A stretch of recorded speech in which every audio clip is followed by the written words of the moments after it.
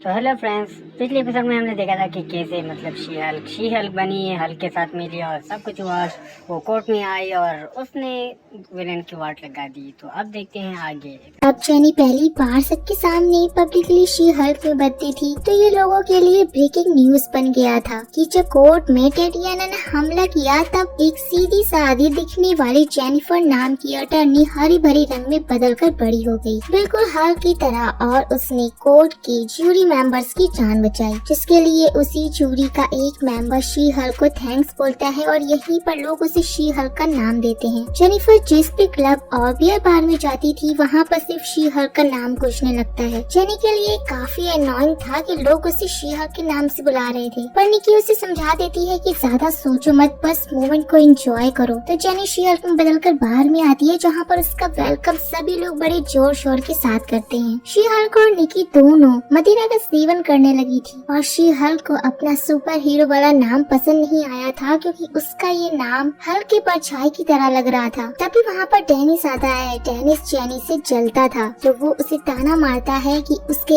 इस super hero वाले अवतार की वजह से वो केस जीती है। जब डेनिस को जैन अपनी शी हल्क बनने की कहानी नहीं बताती तो डेनिस को इसमें नेपोटिज्म की गंध आती है क्योंकि वो जानता है कि जैन का भाई हल्क है। डेनिस की जलन को निकी नोटिस करती है और उसे डांट कर दूर भगा देती है। निकी को शी हल्क की वजह से फ्री ड्रिंक मिली। ये देखकर शी हल्क और भड़क जाती है क्योंकि जेनी ने सालों मेहनत करके अपनी लॉ डिग्री को इसलिए हासिल नहीं किया था कि वो एक सुपर हीरो बनकर अपने लाइफ की बैंड बजाए। उसके हिसाब से सुपर हीरो बनना बस बिलियनरी जीनियस और अनाथ बच्चों का काम है। एक तरह से जेनी आयरन मैन, हल्क और कैप्टन अमेरिका की ले रही थी कि बिना किसी हेल्थ इंश्योरेंस, छुट्टी और सैलरी की वो एवेंजर्स का हिस्सा बनके खुद के पैर पर कुल्हाड़ी नहीं मारना चाहती थी। मैं सोच रही थी कि शी हल्क उनका मजाक उड़ा रही है, पर ये हमारे लिए मेटाफोर है कि बिना किसी फायदे के एवेंजर्स पूरी अर्थ की रक्षा करते हैं। पर निकी को शी हल्क काफी हॉट लगती है जो कि सच भी है। तभी वहाँ उनसे मिलने डी ऑफिसर हेड आते हैं जो सबसे पहले शी हल्क को जेनिफर में बदलने को बोलते हैं। जेनिफर में ट्रांसफॉर्म होते ही जेनी को जबरदस्त वाला हैंगओवर होने लगता है क्योंकि पिछले एपिसोड में हमने देखा था कि हल्क बने रहने पर शराब का नशा उन पर नहीं होता, पर उसका असर उनकी ह्यूमन बॉडी पर होता है। अपने हैंगओवर को संभालते हुए जेनी अपने बॉस की बातें सुन रही थी। उसकी बॉस उसे थैंक्स बोलते हैं क्योंकि शी हल्क ने उनकी जान भी बचाई थी और केस भी जीत गई थी। पर GLK एंड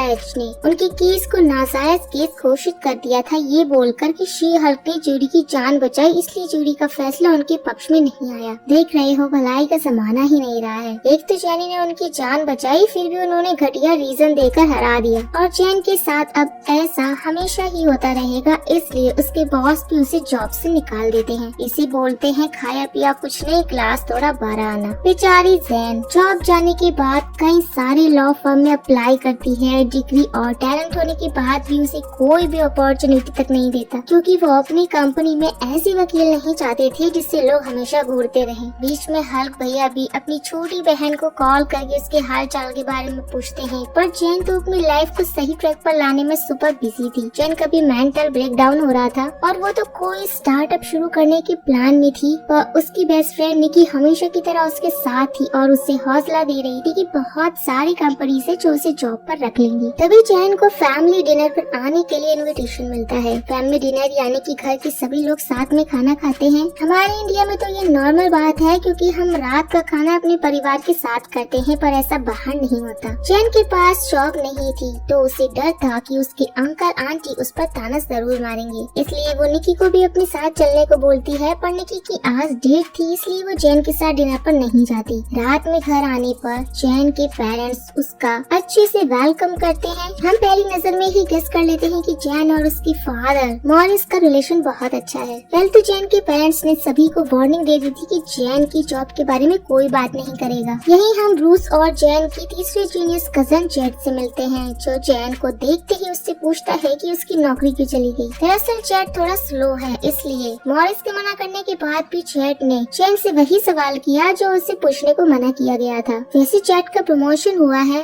वो अब बेस्ट बिजी स्टोर का मैनेजर बन चुका है। भला हो उस स्टोर का जिसका मैनेजर ये नमूना है। फिर सब एक एक करके सुपर हीरो की बात करने लगते हैं। जैन की मॉम ने तो उसका फोन नंबर बच्चों को बांटना शुरू कर दिया था क्योंकि वो सबको बता रही थी कि उनकी बेटी एक सुपर हीरो है। वहीं पर सब हॉकी के तीरों के बारे में पूछ पूछ रहे थे कि तीर चलाने के बाद क्या हॉकआई वापस से उन तीरों को इकट्ठा करता है। उनके अजीब अजीब सवालों से जैन बिल्कुल पक चुकी थी, इसलिए मॉरिस जैन को किचन में लेकर आते हैं, जहाँ पर वो जैन को समझाने लगते हैं क्योंकि जैन बहुत ही ज्यादा निराश थी। उसके हल्क बनने की वजह से उसका फ्यूचर बर्बाद हो रहा है और वो लोगों की नजर में गलत साबित हो रही है। मॉरिस उससे प्यार से समझाते हैं कि आखिर हल्क बनने वाली बात एक दिन सबके सामने आनी ही थी और उसे खुद पर गर्व होना चाहिए कि उसने लोगों की जान बचाई है, न कि अपने बड़े भाई की तरह पूरा शहर तबाह कर दिया। हल्क ने भले ही कितनी भी तबाही मचाई हो, पर लोगों की नजर में वो हमेशा हीरो ही रहा। डैड से बात करके जेनी के सीने से बोझ उतर जाता है, पर उस पर अब नई जिम्मेदारी भी आ गई थी क्योंकि वो अब शी हल्क है। जेनी बार में बैठकर शराब पीते हुए अपने करियर लॉस जिंदगी पर अफसोस जता रही थी। उसकी कंडीशन इतनी खस्ता थी कि उसके पास अब शराब पीने के भी पैसे खत्म हो गए थे। तभी वहाँ पर उससे मिलने जीएल के एनएच कंपनी का मैनेजर हॉलवे आता है और वो जैन के लिए ड्रिंक खरीदते हुए उसे एक जॉब ऑफर देता है। पहले तो जैन को लगता है कि हॉलवे मजाक कर रहे हैं क्योंकि उनकी वजह से ही उसकी पिछली जॉब छूटी थी, पर मिस्टर हॉलवे एक सख्त इंसान है जो कभी भी नहीं हंसता, तो वो मजाक क्यों ही करेंगे। वो जैन को अपनी कंपनी में खुल रहे नए डिवीजन का हेड बनाना चाहते थे और उन्हें इस बात से भी कोई प्रॉब्लम नहीं थी कि जैन अपना असिस्टेंट किसे रख रही है। जैन फौरन इस जॉब के लिए हाँ करती है और उसे मंडे को काम पर बुलाया जाता है। मंडे की सुबह जैन फुल कॉन्फिडेंस में जीएल के एनएच कंपनी में जाकर हॉलवे से मिलती है, तो उसे पता चलता है कि सुपर ह्यूमन आजकल बहुत क्राइम करने लगे हैं, इसलिए उन्होंने सुपर ह्यूमन लॉ डिवीजन का एक नया डिपार्टमेंट शुरू किया है जिसका हेड वो शी हल्क को बनाना चाहते हैं। जैन समझ जाती है कि जीएल के एनएच वाले उसे और शी हल्क दोनों को जॉब पर रखना चाहते हैं। तो देख रहे हो दोस्तों, ब्रूस यहाँ पर अपनी आधी जिंदगी हल्क और ब्रूस को एक करने में लगा रहा, पर जिंदगी ने जेनी की ये मुश्किल आसान कर दी। जैन का तेज दिमाग और शी हल्क की ताकत मिलने के बाद जैन का करियर तो लाइट स्पीड की रफ्तार से भागेगा, पर जैन को office air coach she Hulk बनकर आना पड़ेगा, जिससे सबकी नजर उस पर आ गई थी। अपने बड़बोलेपन में जैन हॉलवे को बता देती है कि वो नास्तिक है। वहीं हम उसके बड़े से शानदार ऑफिस में निकी को देखते हैं, मतलब जैन ने अपने साथ निकी की भी लाइफ को ट्रैक पर ला दिया था। वाह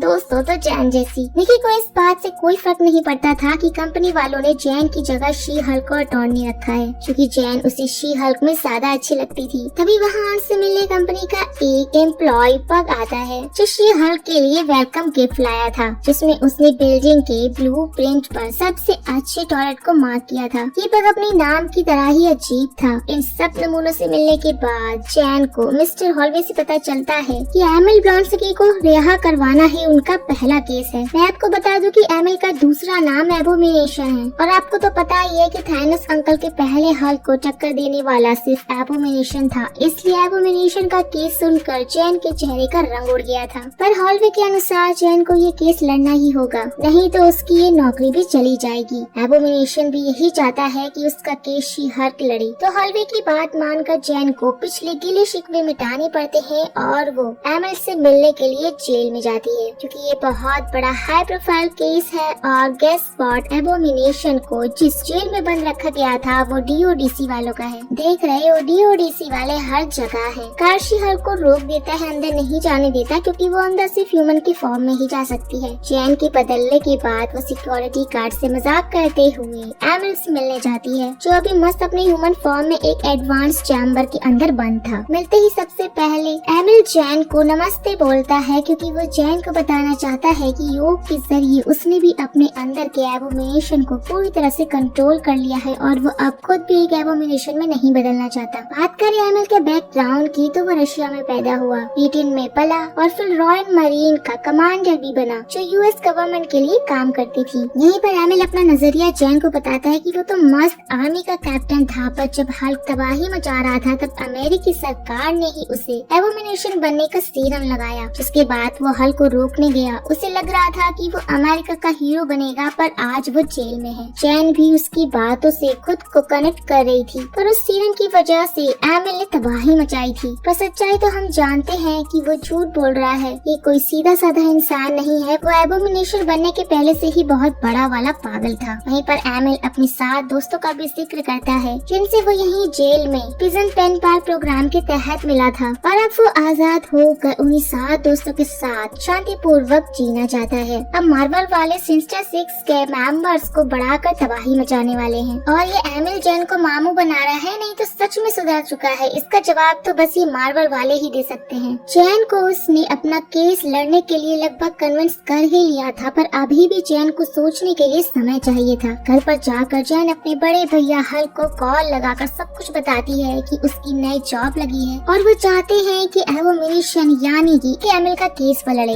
हल्क उससे कुछ बोलना चाहता था, पर चैन डरी हुई थी। हल्क उसे एबोमिनेशन का केस लड़ने से मना न कर दी, इसलिए वो बिना रुके हल्क को बता रही थी कि एमिल अब सुधर गया है, वो बदल गया है। हल्क उसे शांत करवाकर समझाता है कि उसे भी लगता है कि वो सुधर गया है, क्योंकि कुछ सालों पहले उसने उसे एक लेटर भेजा था जिसमें उसने हल्क से माफी मांगी थी और हल्क ने तो बहुत पहले ही एबोमिनेशन को माफ कर दिया था। हल्क को जब पता चलता है कि चैन को लोग शी हल्क बुलाते हैं तो वो खूब ठहाके लगाता है, क्योंकि वो ये सोच रहा था कि चैन खुद को जज के सामने खुद को she Hulk attorney at law बोलकर प्रेजेंट करेगी। चैन भी ये सोचकर हंसती है। वहीं पर हम हल्क को देखते हैं जो कि स्पेसशिप में बैठा आउटर स्पेस में कहीं जा रहा था। मतलब मार्वल वालों ने वॉल हल्क की नींव बिछानी शुरू कर दी। चैन हॉलवे को कॉल करके कंफर्म कर देती है कि वो एबोमिनेशन का केस लड़ेगी, पर लास्ट में वो न्यूज पर देखती है कि एक क्लिप वायरल हुई है जिसमें एबोमिनेशन एक रिंग में लड़ रहा था। ये सीन शांग-ची मूवी का है जिसमें वॉन्ग एबोमिनेशन को डीओडीसी के जेल से भगाकर ले गया था। अब इस स्यापे को चैन कैसे संभालेगी ये हम आगे के एपिसोड में जानेंगे। लास्ट के एंड क्रेडिट सीन में हम शी हल्क को फैमिली डिनर वाली रात में कार को हवा में उठाए देखते हैं, क्योंकि उसके जीनियस भाई जेट ने कार का टायर पंचर कर दिया था और उसे टायर को बदलना भी नहीं आता है। वहीं हम शी हल्क को देखते हैं जिससे मॉरिस घर में पानी का कैन भरवा रहे थे। मतलब घर के अकेले बच्चे हो तो लोग तुमसे पानी भी भरवाएंगे, अब चाहे तुम्हारे पास हल्क जैसी पावर ही क्यों न हो। मार्वल का हमें सरप्राइज करना लोग अब भूल चुके हैं, पर मुझे यकीन है कि शी हल्क में डेयरडेविल के साथ और भी बहुत सारी चीजें होंगी जो हमें बहुत सरप्राइज करेंगी। सो बिग सरप्राइज के लिए वेट करो दोस्तों, बिकॉज मार्वल नेवर डिसअपॉइंटेड अस। अब तक के लिए बस इतना ही, मिलते हैं इसके थर्ड एपिसोड में।